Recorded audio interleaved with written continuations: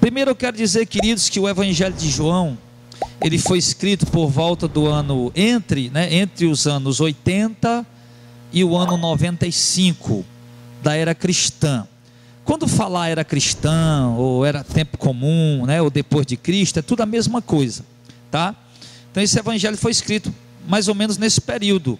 O apóstolo João, já bem idoso, acredita-se que ele escreveu esse evangelho também, muito próximo também, ele escreveu aquelas duas epístolas, aliás, a primeira, segunda e terceira João, e também escreveu o livro do Apocalipse. Foi tudo na década de 90, entre 80 e 95, foi tudo entre esse período de 15 anos, ali ele escreveu tanto o Evangelho, como as 3 epístolas, como o livro do Apocalipse. Ele é o autor dessas epístolas, dessas cartas e desse Evangelho. E acredita-se que João escreveu esse Evangelho, irmãos, a pedido dos líderes da igreja da Ásia Menor, da região da Ásia Menor, por conta de um certo judeu Cirino, que estava disseminando algumas heresias, inclusive gnósticas. Pediram para João escrever, falar, abordar, refutar, combater a heresia que esse judeu Cirino estava propagando ali, estava confundindo a mente de alguns cristãos, ao ponto de dizer que Jesus, ele não tinha carne, ele era um espírito, enfim, algumas coisas aí conforme a crença gnóstica.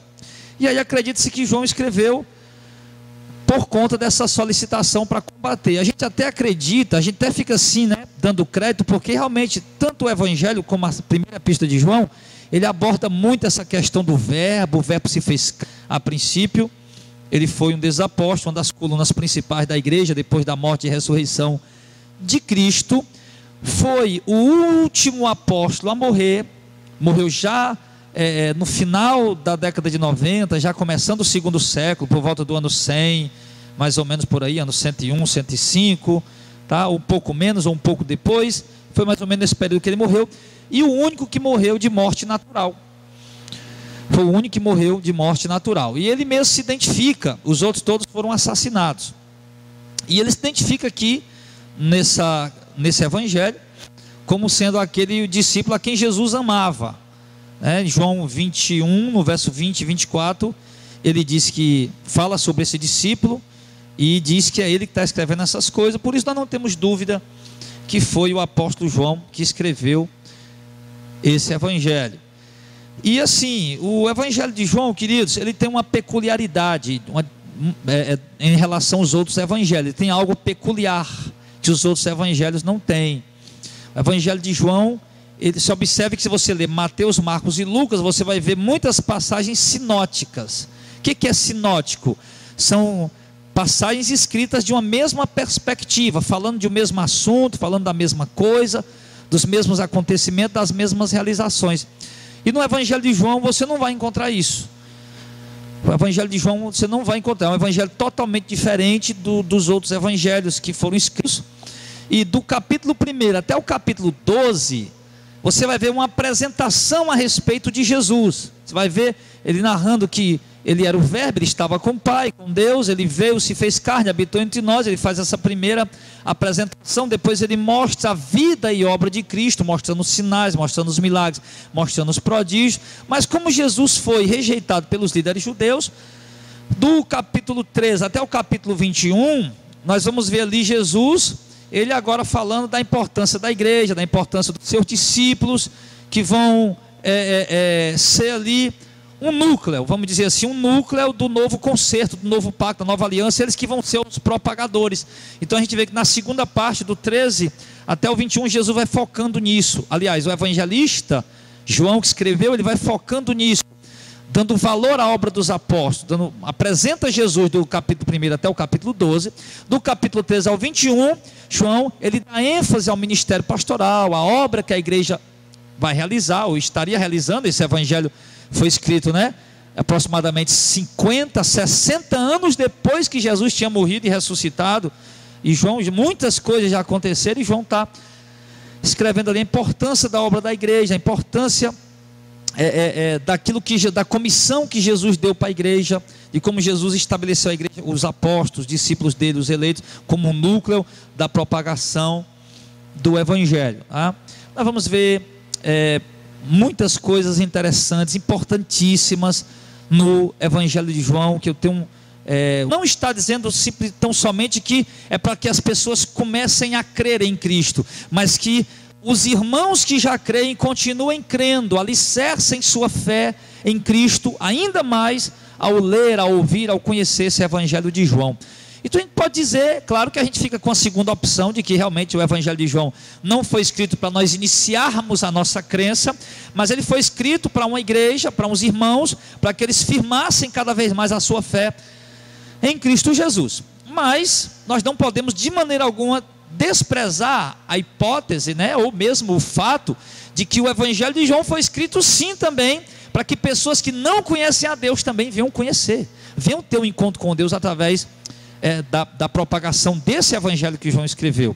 O evangelho de João tem essas duas finalidades importantíssimas, esses dois propósitos importantíssimos, de pessoas que não são convertidas possam vir a conhecer a Jesus, e pessoas que já são convertidas possam se firmar cada vez mais em Cristo nos seus ensinamentos ao conhecer, analisar esse evangelho. Por isso que a gente diz, irmãos, muitas já viu gente dizer: rapaz, por onde que eu começo a ler a Bíblia, Um novo convertido tem essa dúvida, ele começa a ler lá em Deuteronômio, em Levítico, ele não vai entender nada.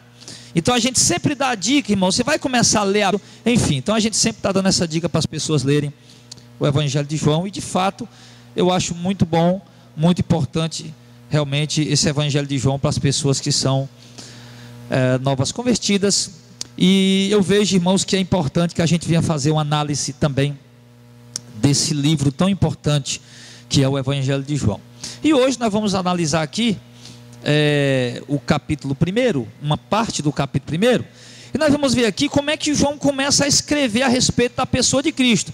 Como é que João, o apóstolo de Cristo, um homem cheio do Espírito Santo, com vasta experiência com Deus, que andou com Jesus, que viveu com Jesus, que comeu com Jesus, que tomou a ceia pascal, a última ceia pascal com Jesus, que viu Jesus instituir a Santa Ceia, a ceia do Senhor, ali na noite que ele foi traído, que teve com Jesus na noite que ele foi traído, entrou no pátio do sumo sacerdote, viu Jesus apanhando, teve com Jesus diante da cruz. Jesus disse para João: João, aí está a tua mãe, aí está o teu filho. Entregou Maria para Jesus cuidar dela, aliás, entregou Maria para João cuidar dela, entregou os cuidados de João, o João que foi residir na cidade de Éfeso e foi o pastor, o bispo ancião da igreja de Éfeso por muitos anos. Então esse homem que conhecia profundamente a Deus, um dos escritores inspirados e com a autoridade de Deus para escrever as escrituras, que recebeu a revelação,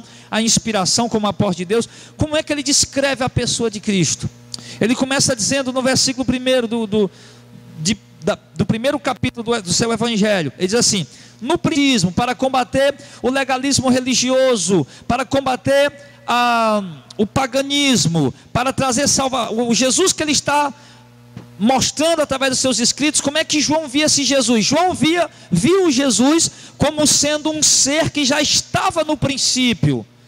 No princípio era o verbo. Quando ele diz o princípio, irmão, ele não está falando de algo que teve início, ele está falando de algo que é eterno, da eternidade passada, aquele termo teológico que se usa, eternidade passada, antes do mundo existir, antes de Deus criar anjos, antes de Deus criar homens, antes de Deus criar o céu, a terra, o mar e tudo que neles há. Ele diz: no princípio era. Observe que ele diz: no princípio era, ou seja, no princípio já existia, no princípio ele já estava, ele já existia. Por quê? Porque Jesus, como sendo o verbo, como sendo Deus, ele é autoexistente, ele não tem princípio de dias, ele não tem começo de dias, ele não foi um ser criado, ele não foi um ser criado, ele não teve princípio, ele sempre existiu.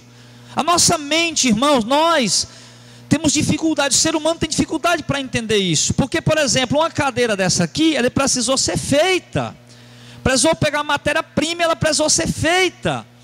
Um ser humano como eu, como você, que estamos aqui, um dia precisou nascer no ventre materno. no ventre de uma mãe, pela vontade do homem, pela vontade de uma mulher, que coabitaram sexualmente, semearam uma sementinha, ovulou, gerou um filho, 9 meses, aquele filho nasceu e nós tivemos ali um princípio, um começo. Mas Cristo não. De acordo com os pais da igreja, nessa questão do debate sobre a pessoa de Cristo, e o verbo era Deus. Então observe o que ele diz a respeito de Jesus, que Jesus, ele era no princípio, lá na eternidade passada, ele sempre existiu, que ele era o verbo de Deus, o Pai, e na verdade ele também era Deus. Quando ele diz que ele era Deus, irmãos, ele não está falando de algo que ele foi e que ele não é mais. Ele está falando de algo que é contínuo, está falando de algo do passado, mas falando de um passado que é presente, que é futuro, de algo que é contínuo. É como aquela passagem que eu aprendi com o meu professor de teologia, de grego, aquela passagem que diz assim: porque Deus amou o mundo de tal maneira. Se você falar para nós aqui, ocidentais, se você disser, irmão, no princípio Deus amou, isso para nós fica no passado, né? Por exemplo, o Heitor amou Estela. Aí nós pensamos o quê? O Heitor amou Estela, mas ele não ama mais. Não é isso que dá um entendimento para nós? É assim que dá, fica no passado. Claro que o Heitor continua amando a esposa dele, lógico, é um exemplo. Mas quando alguém diz, o fulano amou Cicrano, uma coisa que ficou no passado, que acabou-se. Mas no grego não, no grego isso traz uma continuidade, porque Deus amou o mundo, ele fala de algo que é contínuo, não de algo que ficou no passado. O verbo estava com Deus, se observe que são duas pessoas, não é? O verbo estava com Deus, são duas. Estava quer dizer que são duas coisas distintas, mas ao mesmo tempo ele diz, o verbo estava com Deus, ele fala de duas coisas distintas, duas pessoas distintas, mas depois ele diz, o verbo era Deus. Então, ou seja, o Filho é o verbo, Deus, o Pai é Deus, mas o Filho, além de ser o verbo de Deus, ele também era Deus, e continua sendo, porque no grego dá esse sentido de continuidade. Ele era Deus, ele é Deus, e ele continuará sendo Deus sempre. Então, preste atenção para aprender. Então, no princípio era, no princípio a eternidade passada, era, dá-nos a compreensão de algo que é contínuo, que foi, que é e que será, que nunca deixará de ser. No princípio era o verbo estava com Deus, duas pessoas distintas, o verbo e Deus, mas ele diz também que o verbo era Deus. Aqui entrou um grande debate, irmãos, um grande debate, logo ali, no começo do 2º século, sobre a pessoa de Cristo. Anunciaram Cristo, falaram de Jesus como sendo o verbo, mas aí, Jesus, ele criou um ensinamento dizendo que Jesus, ele não é divino, ele não é Deus. Que Jesus, ele era a mais sublime das criaturas, a mais perfeita das criaturas, o mais perfeito dos seres que Deus criou. Contudo, ele é um ser criado. E aí gerou um debate, porque os pais da igreja, os ortodoxos, que gostam da doutrina reta, não concordaram com isso. Eles disseram, não, ele não foi criado. Ele foi gerado, mas ele não foi criado. E houve esse debate, meu irmão, e por incrível que pareça, embora houve um debate muito grande, mas a teologia ariana sobre a pessoa de Cristo, ela prevaleceu durante muito tempo, ali no 4º século. Tanto o imperador Constantino, como muitos outros da igreja, acabaram achando que realmente Jesus era um ser criado. Mas depois veio outros concílios, concílio de Calcedônia, concílio de Constantinopla, e outros concílios, onde foram se debatendo outros assuntos, dentre outros assuntos, esse assunto da pessoa de Cristo, principalmente o assunto, o concílio que aconteceu na cidade de Niceia, e depois o concílio que aconteceu na cidade de Constantinopla, para resolver essa questão. Aliás, esse verbo, ele estava com Deus e ele era Deus. Então ele mostra duas pessoas distintas, mas sendo o mesmo Deus. E em seguida ele diz: ele estava no princípio com Deus. Ou seja, já na eternidade passada ele estava lá, no princípio, com o Pai, com Deus. Todas as coisas, olha só, todas as coisas foram feitas por Ele, e sem Ele nada do que existe teria vindo à existência. Verso 3, João está deixando claro, irmãos, que foi por meio de Cristo que todas as coisas foram feitas. É por isso que a Bíblia diz que tudo é dele, por ele, para ele são todas as coisas. Tudo que existe foi feito por ele. Sem ele, nada do que existe teria vindo à existência. Então como é que você vem dizer que ele foi criado primeiro? Entenda, irmão, se sem ele, a Bíblia diz, sem ele, nada do que existe teria vindo a existir. Então como é que ele poderia ter sido criado? Se ele é o criador de todas as coisas. Se sem ele nada pode ser criado, sem ele os anjos não poderiam ter sido criados, o homem não poderia ter sido criado, nada poderia ter sido criado sem ele. Ele é a ferramenta de criação, ele é o instrumento de criação. Então se ele é a ferramenta de criação, o instrumento de criação, então ele não pode ter sido criado. Não pode ter sido criado. É como se você dissesse: olha, para me fazer este copo, eu preciso de vidro. O vidro é a matéria-prima para fazer esse copo. Se eu não tiver o vidro, eu não posso fazer esse copo. Agora o copo está feito, mas o copo está feito porque já havia o vidro antes, a matéria-prima. Então, sem Jesus, nada poderia ter vindo à existência. Ele é o autor da criação de todas as coisas. Ele diz que é simplesmente impossível alguma coisa existir se não tivesse sido feita por ele. Então logo João já descarta que a ideia de achar que Jesus é um ser criado. Ele não foi criado, ele é Deus desde a eternidade. Ele estava no princípio com Deus, ele era Deus e continua sendo. E nele estava a vida, e a vida era a luz dos homens. Entenda, observe, nele estava a vida. Ou seja, as coisas só podem ter vida se for por meio dele.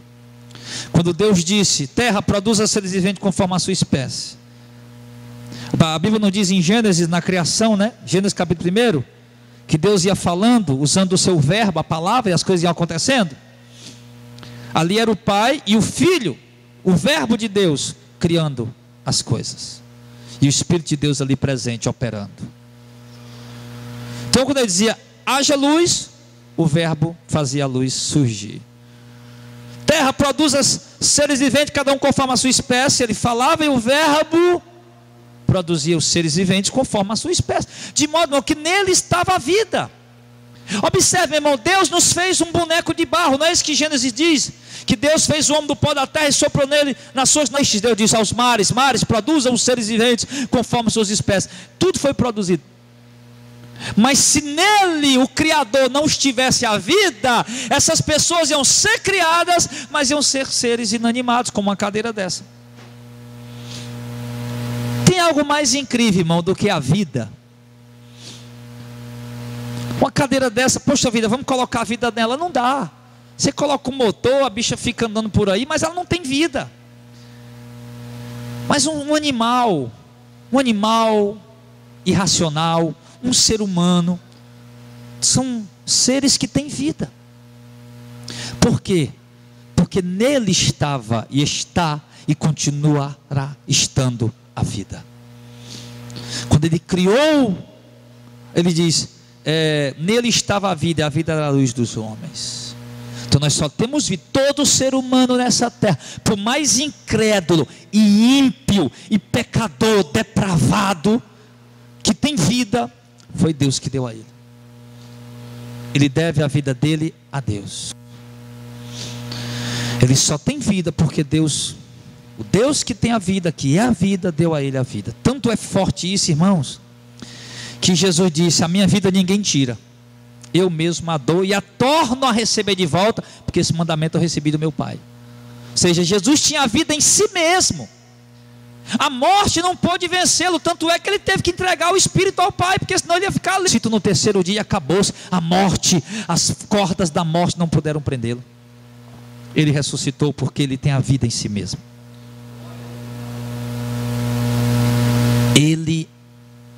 Nele está a vida. Tudo que ele criou, ele mesmo deu a vida, porque nele está a vida. E ele diz no verso 5: nele está a vida, e a vida era a luz dos homens. O próprio Cristo é a vida, tem a vida, e ele próprio é a luz que ilumina a vida dos homens. Ele diz: e a luz resplandece nas trevas, e as trevas não a compreendem. Está falando sobre Cristo. Lembra da profecia? Falando de que o povo que estava em trevas viu uma grande luz, e os que andavam na região da sombra da morte, raiou-lhes a luz. Ele se refere a Cristo, que é a vida, que é a luz dos homens. Ele vai dizer isso em outros momentos, dentro do próprio Evangelho de João: eu sou a luz do mundo, quem me segue não andará em trevas. Então ele está dizendo que ele é a luz, e a luz resplandece nas trevas, resplandece sobre o pecado, sobre as trevas, e as trevas não a compreenderam. Diz: e a luz resplandece nas trevas, e as trevas não a compreenderam. Ou seja, o Filho de Deus se fez carne, compreenderam. Não compreenderam. Porque aquela figura, aquele Jesus, irmão, ele se apresentou numa figura muito simples. Pode ter certeza, se Jesus andasse entre nós hoje, como homem, como foi naquela época, ele seria a figura mais simples presente aqui no nosso meio. A figura mais simples, humanamente falando, aqui no nosso meio. E como nós sabemos que a sociedade, seja evangélica, católica, a sociedade como um todo, na sua maioria, se importa mesmo é com a aparência. E como Jesus não andou em nenhuma Land Rover com roupas preciosas, eles não compreenderam. Ele é a luz, eles não compreenderam. Esperavam algo mais extraordinário, algo de uma aparência mais exuberante. Mas Deus fez isso exatamente para confundir os sábios, para confundir os entendidos e salvar os que creem na loucura da pregação. E ele diz, aí ele começa a falar, ali João continua escrevendo o seu evangelho, o apóstolo João, e agora ele vai falar do testemunho de João Batista. E por que é que João faz questão de falar de João Batista? Porque João Batista foi recebido pelos judeus como sendo um profeta. Tanto é que Herodes tinha medo de matar João Batista, porque o povo tinha como profeta. Então João, escrevendo aqui o seu evangelho, ele resolve aqui, pela direção do Espírito Santo, falar sobre o testemunho de João Batista, exatamente para fortalecer, corroborar com aquilo que ele já está dizendo. Ou seja, do Cristo, do Messias, do Verbo que se fez carne, habitou entre nós, do próprio Deus encarnado, do Filho de Deus que foi gerado no ventre da Virgem. Ele veio para testificar disso, para que as pessoas, ao ouvir o testemunho dele, viessem a crer. Aí ele diz: esse João não era a luz, embora ele foi o maior homem nascido de mulher, o maior de todos os profetas. Jesus, o maior homem nascido de mulher foi João, mas ele não era a luz, mas ele veio para testificar da luz, ele veio para dar testemunho. Talvez João está falando sobre isso, talvez por conta de algumas ideias que surgiu naquele momento, há 60 anos atrás, quando João Batista esteve permeando a terra, pregando, anunciando a chegada do Messias. Talvez que alguém acreditava que João de fato era o Messias, embora João insistia em dizer que não era o Messias. Mas João já está dizendo aqui, João, filho de Zebedeu, já está dizendo que João o Batista, filho de Zacarias, de fato não era a luz, mas ele estava testificando da luz que é Jesus. E ele diz: ali estava a luz verdadeira, que alumia todo homem que vem ao mundo. Ele estava no mundo, verso 10. Ele estava no mundo, e o mundo foi feito por ele, e o mundo não. As águas dos rios, águas doces, águas salgadas, animais que permeiam a terra, marinhos, alados, terrestres, o homem, tudo foi ele que fez, ele criou tudo. Aí agora ele vem ao mundo, andar no mundo que ele criou, visitar o homem que ele criou, se fazendo um homem igual aos outros, assumindo um corpo humano igual aos outros, e simplesmente o mundo não o reconhece. Já pensou se eu encontrasse o homem que criou o celular? Criou não, né? Que inventou o celular. O homem que inventou o celular. Puxa vida, meu irmão, sei lá quantos anos faz que isso foi inventado. Antigamente só tinha aqueles telefonezão, né? Que a gente fazia. Rosimeiro teve um desses, fazia assim. Aí aquele telefonezão, rapaz, ficava ali rodando. Aí com o tempo depois chegou esse tal de celular. Sei lá quem foi que inventou isso. Procure na internet, pergunta o Google quem foi. Se encontrasse o capaz, aquele cara foi o cara que inventou o celular, eu ia logo querer tirar uma selfie com ele. Rapaz, tirar selfie aqui, ó. Era ou não era? No outro dia, na mesma hora, daqui a pouco jogava no Facebook. Olha aí, irmão, tu tirei uma selfie com o homem que inventou o celular.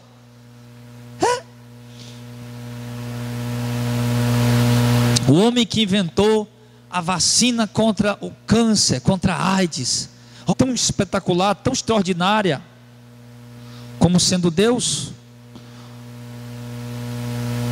Esperava-se ver algo mais pomposo nele, mas não viram, então não o conheceram. Ele estava no mundo, o mundo foi feito por ele, e o mundo não conheceu ele. Não conheceram o próprio Criador que lhes fez. O homem foi visitado pelo Deus que lhe fez e não lhe deu o menor crédito. A criatura foi visitada pelo seu Criador e não lhe deu a melhor honra. O homem foi visitado pelo Deus Todo-Poderoso, Santo, que habita na eternidade, nos céus, que veio visitá-los, e simplesmente o desprezaram, o rejeitaram. Ele veio para o que era seu, e os seus não o receberam. Eu creio que ele está falando sobre o povo, a nação judaica. Ele veio para o que era seu. Jesus, ele é de nacionalidade. Uma mulher cananeia, que era tida como impura, como imunda, veio clamar a ele por uma cura. Ele disse: eu não posso tirar o pão da mesa dos filhos e dar para os cachorrinhos. Então ele estava focado ali no seu ministério entre os judeus. E claro que ele atendeu a mulher. Aquela mulher suplicou e pediu e se humilhou. Mas ele veio para o que era seus, e os seus não o receberam. Pelo contrário, o que foi que os seus fizeram? Prenderam Jesus com dolo, com mentira, com calúnias. Entregaram na mão das autoridades romanas. Os romanos não queriam matá-lo, mas eles exigiram que matassem Jesus, porque senão eles iam criar um alvoroço, um motim. E quando César, lá em Roma, soubesse, ia destituir Herodes do trono, Pilatos do trono e Herodes do trono. Pilatos como governador, Herodes como rei da região. E eles não queriam perder sua posição. Então eles resolveram matar Jesus. E perguntaram aos próprios judeus: olha, tem aqui o Barrabás, que é de vocês também, que fez aqui um motim, tentando trazer uma revolução, matou gente. E tem aqui esse Jesus aqui, que diz aí que é o filho do Messias, o Messias, filho de Deus. E você, não foi simplesmente porque eles não quiseram receber. Porque nós vamos ver em várias passagens das Escrituras, inclusive em Romanos, em Hebreus, dizendo que os próprios judeus foram endurecidos para não crer. E Jesus fala disso nos Evangelhos, dizendo que eles não creem. Não creem porque foram endurecidos, foram lhe dado ouvido para ouvir e não compreender, olhos para ver e não enxergar, e um coração endurecido, como disse o profeta Isaías. Diz que a eles não foi dado conhecer o mistério do reino de Deus, apenas alguns ali que ele escolheu para dar início ali à propagação da sua mensagem. Mas eles foram endurecidos exatamente para que a porta da salvação fosse aberta aos gentios, não de uma forma aleatória, mas porque era o propósito de Deus. A salvação ia se estender para os gentios, e a partir lá da Judéia, do Messias, os apóstolos, ia se estender para os gentios em todas as partes do mundo. Então endurece os judeus. Eu vou colocar esse povo em ciúme contra um povo que não é meu povo, entre uma nação que não é minha nação, entre um povo de outra língua. Endurece eles, e Deus endureceu. Então eles não o receberam. Jesus chegou e Jesus disse, próprio evangelho de João: vocês leem as escrituras porque elas testificam de mim, e eu estou aqui para lhes dar vida, e vocês contudo não querem vir a mim para ter vida. Então os judeus não o receberam, mas ele diz: a todos quantos o receberam, deu-lhes o poder de serem feitos filhos de Deus, aos que creem no seu nome. Os seus não receberam, mas a todos quanto receberam. Os judeus não receberam, mas a todos, independente da nacionalidade, se é judeu, se não é judeu, independente da nacionalidade, todos que o receberam, a esses Deus lhes dá o poder de se tornarem filhos de Deus, porque creem no seu nome, ou seja, porque creem que Ele é o Messias, que Ele é o Deus encarnado. Mas João vai explicar quem são esses que creram. Não foi por vontade própria também, não foi por uma escolha, pois eu quero crer, não. João vai explicar, esses que creem, ele diz no verso 13, né? Eles não nasceram do sangue, nem da vontade da carne, e nem da vontade do homem, eles nasceram da vontade de Deus. No verso 14, esses aí, ele veio para os que era seu, mas os seus não receberam, porque estavam endurecidos. Mas todos que o receberam, independente da nacionalidade, porque agora a salvação está aberta ao mundo inteiro, o receberam o poder de se tornarem filhos de Deus. E eu vou explicar quem foram esses que o receberam e por que o receberam. O receberam porque não nasceram da vontade da carne, nem da vontade do homem, nasceram da vontade do próprio Deus, ou seja, foram gerados pelo próprio Deus. A fé que habita neles, a crença que habita neles, foi gerada pelo próprio Deus. Eles foram gerados para crer, é propósito de Deus que eles creiam. Eles não podem recusar a fé, eles não podem simplesmente dizer não à fé, eles simplesmente têm que crer. Eles foram ordenados para isso, criados para isso, gerados para isso. Eu estava até escrevendo umas coisas que eu postei no meu perfil do WhatsApp, e uma das coisas que eu escrevi é que eu achei que dependesse de mim. Deixa eu ler aqui o que foi que eu escrevi. Escrevi agora de noite e postei. Pensei que para me aproximar de Deus, a escolha fosse minha, mas Cristo mostrou-me quão prepotente eu sou, pois se Deus não se aproximar de mim, jamais poderei me aproximar dele. A outra postagem foi essa: se você consegue resistir à graça de Deus, parabéns, é mais forte do que ele, eu não consegui. A outra postagem: quando a graça de Deus me alcançou, eu até tentei resisti-la e continuar a vida que eu vivia, mas não consegui. Logo prostrei-me ante a sua soberana vontade, rendi-me como um que foi derrotado na guerra. E foi isso que aconteceu com vocês também. Quando eu me lembro lá no birô da minha loja, e vai meados do ano 99 para 2000, ou no ano 2000, ali quando o Senhor se revelava a mim, eu relutava, eu disse: não, eu não quero, não, eu não vou, não, eu quero curtir o mundo, a vida, meu irmão. Mas a luta era grande, eu não consegui resistir. Não se pode resistir à graça de Deus. Os eleitos não tem como resistir. Se alguém diz que consegue resistir, parabéns, é mais forte do que Deus. Não tem quem consiga resistir à graça de Deus, irmão.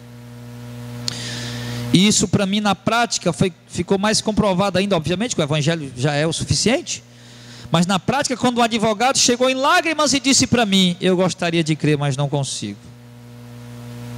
E ali eu vi que a fé não é uma escolha do homem, mas é de fato um dom de Deus. Porque alguém chegar chorando e dizer, como aconteceu comigo isso, um advogado chegou chorando e digo, e logo eu vi ali que de fato a fé não é uma escolha do homem, ele é um dom que Deus dá. Por isso ele diz, não foi da vontade, esses aí que estão crendo, não foram gerados pela vontade da carne, não foram gerados pela vontade do homem, mas foram gerados pela vontade do próprio Deus. Então João está aqui fazendo a sua apresentação a respeito da pessoa de Cristo, e ele diz, o próprio João, o evangelista, filho de Zebedeu, o apóstolo de Cristo, ele diz como é que ele viu Jesus como o verbo, que estava no princípio com Deus, que era Deus, distinto do Pai, mas o mesmo Deus. Ele diz em seguida, o princípio era o verbo estava com Deus, o verbo era Deus. Diz que ele não teve princípio de dia nem começo de dia, porque ele já estava com Deus na eternidade e era Deus, e ele criou todas as coisas. E agora ele faz a apresentação sobre João Batista, falando desse João Batista que também testificou de Jesus. Depois ele vai continuar o testemunho de João, o que é que João falou sobre Jesus, o que é que João disse sobre Jesus, porque o interesse de João, o apóstolo aqui, o evangelista, é exatamente deixar claro que Jesus, ele é o Filho de Deus, ele é Deus, mas que ele também é o Filho do homem, que ele também tem sua natureza humana. E ele está mostrando aqui que ele veio ali e foi rejeitado, mas exatamente por um povo que era o próprio povo dele, mas que ele deveria ser rejeitado por aquele povo, porque o crer em Jesus não é uma escolha da vontade da carne humana, mas é algo que é dado pelo próprio Deus, e somente aqueles que foram gerados por Deus para crer em seu Filho como sendo o Messias é que vão de fato crer. E aqui ele diz, os quais não nasceram da carne, nem da vontade do homem, nem da vontade da carne, mas de Deus. E aí ele fala, e o verbo se fez carne e habitou entre nós, verso 14, e vimos a sua glória, como a glória do unigênito Filho do Pai, cheio de graça e de verdade.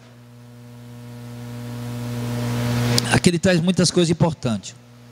Esse verbo, João está dizendo, esse verbo que eu falei para vocês, estava no princípio com Deus, e que é Deus, e que ele criou todas as coisas, tudo foi feito por meio dele.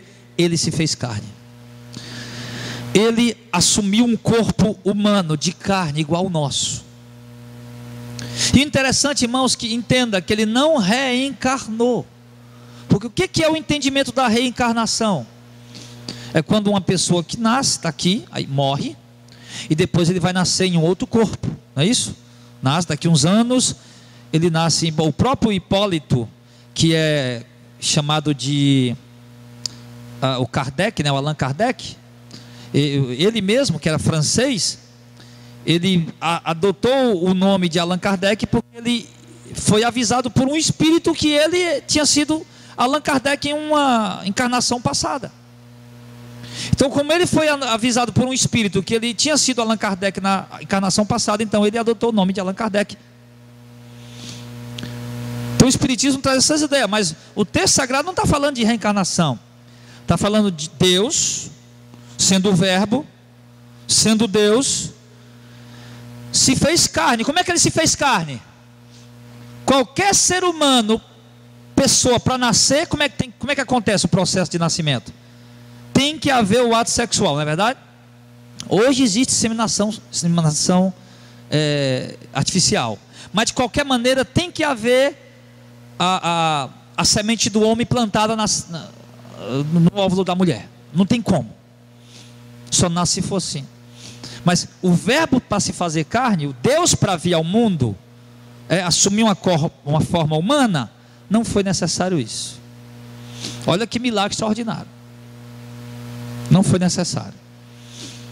Ele simplesmente veio, de uma forma inexplicável. Vai entender isso, irmão. Você vai perguntar para os teólogos aí que estão aí, vai ficar todo mundo tonto para poder explicar isso aí. Muitos vão dizer muita coisa, mas vai entender isso. Ele veio, já existindo como sendo Deus, veio, entrou no ventre da virgem, e quando entra no ventre da virgem, ali a virgem começa a conceber, a gerar. Ela concebe, né? Ela começa a conceber, a gerar um ser de carne e osso também, mas sendo o próprio Deus que veio de lá e entrou dentro dela. Se você não sabe, deixa eu dizer aqui uma coisa que dá até repulsa de falar. A igreja de Jesus Cristo dos santos dos últimos dias, quem é? Os mormons. Irmão Rony, os mormons dizem que Deus Todo-Poderoso, Santo, veio lá do céu para fazer sexo com Maria, para poder gerar Jesus. Os mormons pregam isso. Os mormons dizem isso. Eles não conseguem crer. Eles não creem, eles não conseguem. E nós sabemos que não. O anjo disse o que, Maria? Tu vai conceber o filho e o nome dele vai ser Jesus, o Salvador. E mas como é que vai acontecer isso? Eu nunca conheci sexualmente homem algum. O anjo disse o quê? O Espírito de Deus se cobrirá com a sua sombra. Vai operar o milagre. E o ente que nascer em ti será chamado, por isso será chamado filho de Deus, porque não vai nascer de nenhum homem, é chamado de filho de Deus. É o próprio Deus que está vindo para habitar aqui, é o verbo de Deus. Ele vai ser chamado filho de Deus exatamente porque ele vai ser gerado no teu ventre. Ele é chamado filho de Deus porque ele foi gerado no ventre da virgem e nasceu como homem.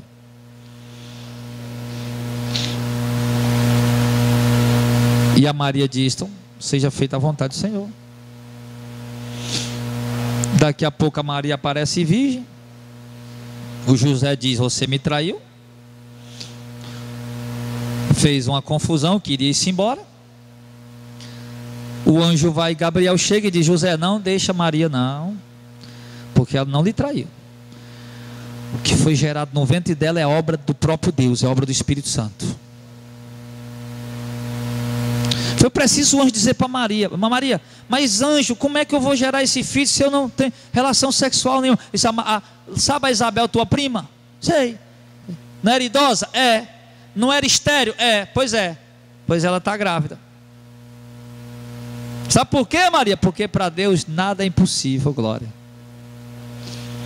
E a Maria diz: então faça a vontade do Senhor. E daqui a pouco Maria, ali aproximadamente 15 anos de idade, aparece grávida. Ela ia ser apedrejada, ia ser morta. O pai dela também. Aí quando o anjo fala para José, o José vai e já casa logo com ela. Antes mesmo da barriga crescer, né? Porque senão dá problema. José já casa com ela, já recebe ela por esposa, já leva ela no jumentinho lá para as montanhas de Belém, de Judá, que era em cima de serra, a cidade de Belém. Pensa numa viagem atribulada. A pobre da Marinhagem de Pari, como a gente diz aqui no Ceará, subindo de jumento aquelas serras. Não, sério, irmão. Pensa num negócio complicado.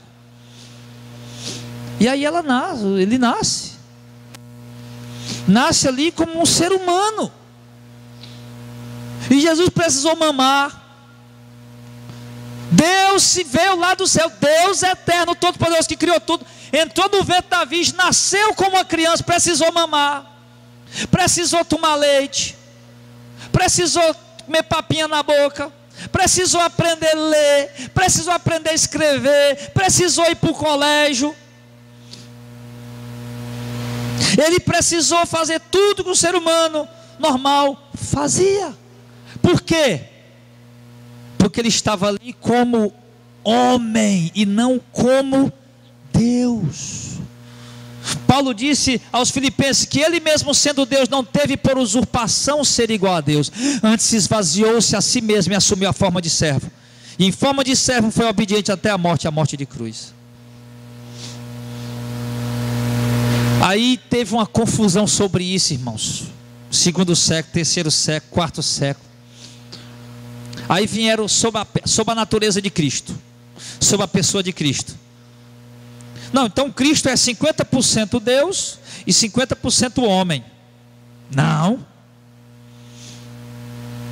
Cristo não é 50% Deus nem 50% homem, não.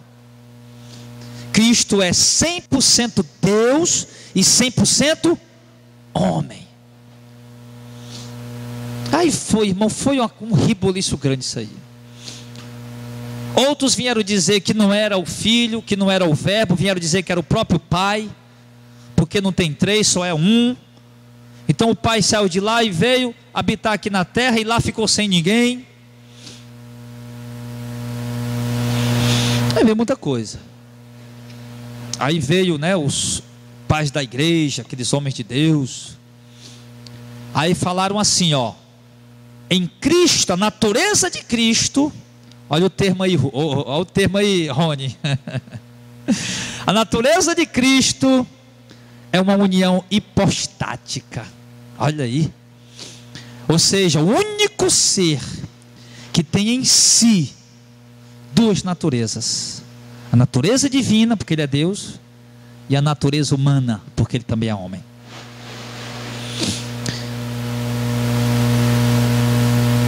Jesus era 100% Deus, 100% homem. E quando ele estava na terra, a sua natureza humana, ele como homem estava ali, sentiu dores, sentiu medo.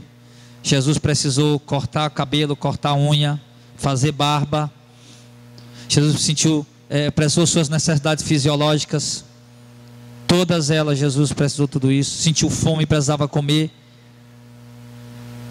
Um homem. Se ele não tivesse ali com essa natureza humana 100% homem, ele tinha vindo como Deus, ele não tinha precisado comer, não tinha sentido medo nem pavor quando foi para a cruz, nada disso. Mas ele sentiu medo, sentiu pavor, sentiu tristeza, chorou. Deus não sente nada disso. Então o Verbo se fez carne. Olha aqui, com isso está dizendo: Deus habitou entre nós em forma humana. Não, porque os gnósticos lá, Cirinto e os outros gnósticos, estão dizendo que ele era um espírito. Se você chegasse perto de Jesus, ele não tinha matéria. Não, Jesus estava ali, mas você não ia conseguir pegar nele, não. Ele é uma alma, um espírito. Ele não tinha matéria, carne e osso. Aí o próprio João, os evangelistas, vai mostrar quando ele ressuscitou. Ele diz: pega aqui na minha mão, para ver se um espírito tem carne e osso igual eu tenho. Jesus fez de carne e osso. O Verbo se fez carne. Aquele Jesus, o Verbo de Deus, Deus encarnado, nasceu da Virgem pelos meios naturais. Simplesmente não foi gerado pelo sêmen humano, mas foi uma obra do Espírito Santo ali, no ventre da Virgem. Ele se fez carne. É incrível? É, porque precisava da semente humana para nascer, né? Semente do homem, está no óvulo da mulher, e ali produzir todas aquelas células, aquela coisa toda. Mas Deus, o dono da vida, meu irmão, Deus é o criador de tudo. Deus pegou o pó da terra, fez o homem. Deus veio e fez assim, e assumiu um corpo humano. Na ressurreição dos mortos, os irmãos que viraram pó, que foram cremados, ou que viraram pó, que sumiram, não vão ressuscitar com o corpo? Vão ressuscitar com o corpo glorificado. Então esse Deus que dá o corpo, ele não precisava que a Maria precisasse ter relacionamento com o homem, como os mormons falam. Não precisava Deus ter vindo lá do céu para fazer sexo com Maria, para gerar Jesus. De maneira alguma, Deus não precisa disso. Ele é Deus. E ele se fez carne e habitou entre nós. E João diz: e nós vimos a sua glória, como sendo a glória do unigênito do Pai, cheio de graça e de verdade. Então, para a gente concluir aqui, irmãos, João está dizendo: ele veio, ele se fez carne. Lá na primeira epístola ele vai dizer: nós tocamos, nós apalpamos, nós comemos com ele. Ele era carne sim, ele era humano sim. Nós vimos agora como humano, nós vimos a glória dele. Vimos a glória dele. Algumas vezes João ouviu, o próprio João estava presente, ele viu Jesus se transfigurar no Monte Tabor, né? Ele viu Jesus se transfigurar. Apareceu Moisés e Elias falando com Jesus. Uma nuvem cobriu Pedro, Tiago e João. Já a aparência de Jesus transfigurou, ficou brilhando. E a voz disse: esse é o meu filho amado, escute o que ele diz. Em outros momentos também, a voz de Deus falou a mesma coisa do céu: esse é o meu filho amado. Então vimos a glória dele, a glória do unigênito. Unigênito, por que unigênito? O que é unigênito? É o filho único. Filho único de alguém, unigênito. Então observe que Jesus veio ao mundo como sendo o unigênito. O único filho que Deus gerou e colocou ali na terra, Jesus. Os outros todos tinham nascido de forma natural. Os profetas todos tinham um pai terreno. Todos foram gerados pela coabitação sexual de um homem e de uma mulher. Os profetas, João Batista mesmo, foi o maior homem nascido de mulher, foi gerado. O Zacarias foi lá, fez sexo com Isabel e gerou o João Batista. Todos os homens de Deus, o Abraão também tinha um pai, foi gerado também pelos meios humanos. Mas o Jesus não. Ele é chamado de unigênito do Pai exatamente por ele ser o único filho que Deus gerou. Colocou na terra, sendo gerado pelo próprio Deus e não pela obra do homem. Você está entendendo isso? E ali ele diz: unigênito do Pai. Só que depois você vai observar que o próprio João, os apóstolos nas suas epístolas já não vai mais chamar Jesus de unigênito. Aqui João está chamando ele de unigênito porque João está contando o princípio quando Jesus estava nascendo. Você observa que ele está ainda aqui no nascimento de Jesus. Por isso ele está chamando ele de unigênito, mas depois ele vai chamar ele de primogênito, porque quando ele nasce como unigênito, o único que foi gerado pela vontade de Deus, não pela vontade do homem. Depois ele se torna o primogênito, por quê? Porque já outros passam a se tornar filho de Deus, nascendo de novo, o novo nascimento, de João capítulo 3, verso 3, se o homem não nascer de novo não pode ver o reino de Deus. Isso mesmo que João falou aqui, que todos que o receberam deu-lhes o poder de serem feitos filhos de Deus. Então agora Jesus, como sendo o primogênito, ele vai gerando outros filhos para Deus. Então ele passa a ser o primogênito dentre muitos irmãos, como Paulo diz. Ele é o primogênito dentre muitos irmãos.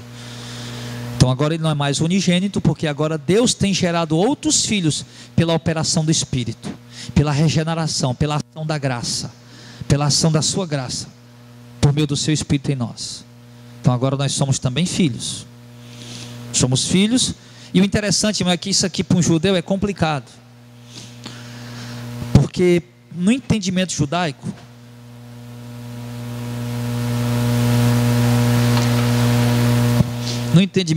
alguém se dizer filho de alguém, isso não significa algo tão simples como para nós.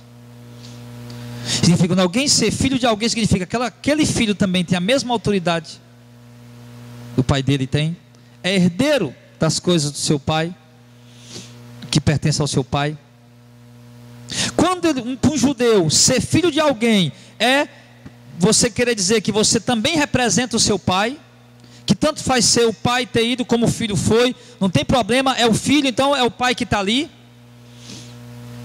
Então quando Jesus se titulava filho de Deus, o judeu dizia: rapaz, tu está se fazendo tu mesmo Deus, tu dizendo que é filho de Deus, tu está se fazendo igual a Deus.